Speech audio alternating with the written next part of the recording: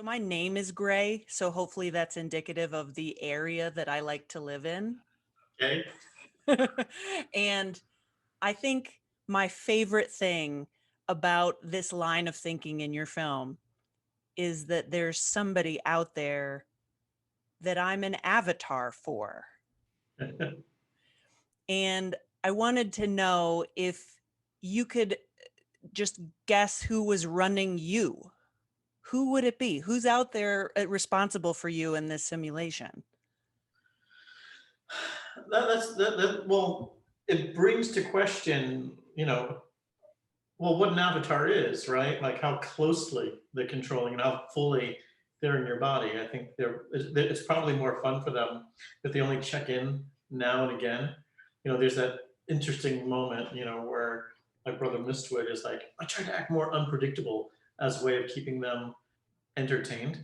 Um, I know. I mean, I still feel like I'm getting, yeah, I've got a few gray hairs in my beard, but I still feel like the same, the comic book nerd I was at 15. So I have to imagine that time is moving faster here than it is back outside of the Matrix, and um, he's not a whole lot older than that. What about you? I think that I thought long and hard about this after the film, and I think that I think I'm run by an elderly woman.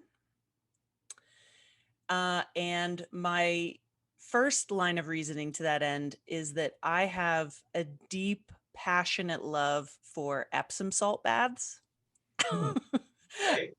And I don't know where it comes from, and it's very peculiar to me, but I've always like inherently known about it, and I don't know where I learned it from, and no one particularly supported it, and something that is very meaningful and calming to me. Yeah, that's interesting. I mean, I wonder if my 15-year-old my 15-year-old user player, lives on a farm, or his parents work at a zoo or own a zoo. Because although it has no connection whatsoever to anything I've ever done in my life, I think what I would be happiest doing, outside of film, would be, like feeding zoo animals. So, which is bizarre because I've never done it, and I don't know anyone who's ever worked in a zoo. I have no practical connection to what that is like. Oh my God, I love it. I outside of it just being completely awesome, I mean, I could see why that would be intriguing to you. I was so impressed by the choice to make your interviewees themselves a simulation of sorts, right? Like to make them into an avatar. I hope that's a correct lingo. That's fine. And I call them avatars. Cool. I was wondering, how did you make that decision? And secondly, did your interviewees get to choose how they looked? I don't remember the eureka moment, but it came pretty early.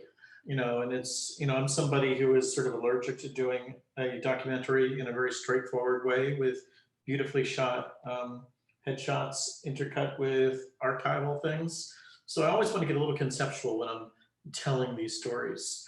And on the one hand, I wanted to talk to people digitally like we're doing, because it seems like that one step of remove and communicating through the internet, and the fact that our experience of each other is only in pixels and sound waves feels appropriate to the subject. Um, but it's also fascinating, and I've been seeing more and more of it. Even as we made the film and are moving beyond to showing it, that people are communicating with these avatars more and more frequently. Whether you're talking about like party royale mode in Fortnite, where those video game fighters who were built to be, science fiction gladiators, are just hanging out or dancing to a live DJ set, or catching up, with school gossip, and seeing that kind of disconnect between very mundane, human, imperfect, circular conversations coming out of science fiction characters, is something that I just, gravitate towards instantly.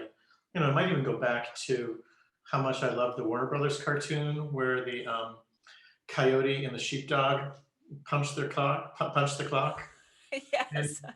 so you have that moment, where they're doing the whole Warner Brothers like Coyote Roadrunner, Sylvester Tweety Bird battle, and then it ends, and they're making this chit chat in the coffee room, um, and that's the far and beyond the funniest part of that cartoon.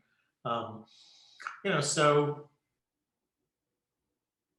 once the idea of representing them with avatars, came up, that was clearly the way this was going to be. Though it took a while to come up with how we'd pull it off and what they would look like. And did you speak to the interviewees at all about how they wanted to look in the final product? No, they just had to trust me. Nice. And the design of them is so great. I'm sure they're really happy with it, because I felt like that was a whole discussion in itself, how everyone looked. Yeah, well, it was a discussion with the designer, right? I worked with Chris Burnham, who's this fantastic comic book artist who has a flair for character design. Um, and so both he watched an early cut of the film, where he saw the real people, in rough cut, and knew what they looked like, and also knew what their stories were. But also has a great comic book vocabulary. So if I threw out characters like martial law, from this early 90s DC kind of satiric vigilante story, you knew exactly what I was talking about. Awesome. The other thing it gave us was, when we do the reenactments, we were able to use exactly the same characters in the dramatic recreations as we saw in the interviews, without having to hire an actor who's a lookalike or ask these people to play themselves in some fictitious, scenario. And I think that also really helped play up that sort of coyote, sheepdog on and off schedule thing, that like those characters make more sense, in the reenactment world than they do in the Skype world. But it's Right. fun to see them both. Yeah, and I felt that the information was reaching me in a different way because I was seeing it like this. And so I loved the choice, and it made me go back and look at each person and see them as I was sort of having to remind myself, like, no, these are real people that he's talking to. So I nerded out over the choice. I loved it. Oh, that's cool. And I I was left thinking that I I'm always been so interested in this whole simulation thing, because that idea was first introduced to me by The Matrix, of course. So I love that you included it in the film. I always was sort of like puzzled that people were so interested in breaking free from the Matrix, because the real world like really sucked.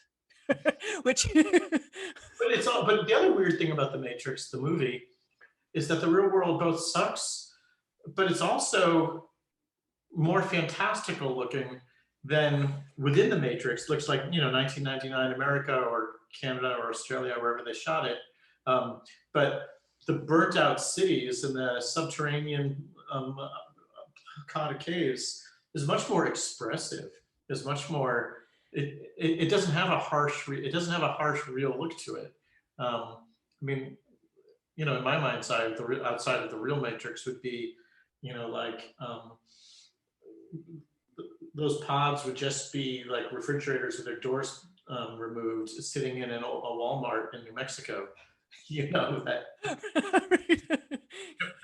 it wouldn't be that beautiful H.R. Giger towerscape. I was left thinking that if we are living in a simulation, then what is actually possible in my life? Because essentially, fear is pointless. Well, or are there cheat codes available if you know where to find them? Exactly. Yeah. Exactly. And I have to go. It's not nearly enough time for me to just fawn over this film, but when I'm having a tough day, I just want you to know that I'm going to be thinking, like, even when my job is getting me down, that at least I'm not Philip K. Dick's translator in that meeting in France. Cause what a job. That was awesome. Oh, so great. So thank you very much. This was lovely. Well, thank you, Grae. See you on the other side, when your 15-year-old is feeding lions and my old lady's taking a bath. Looking forward to it.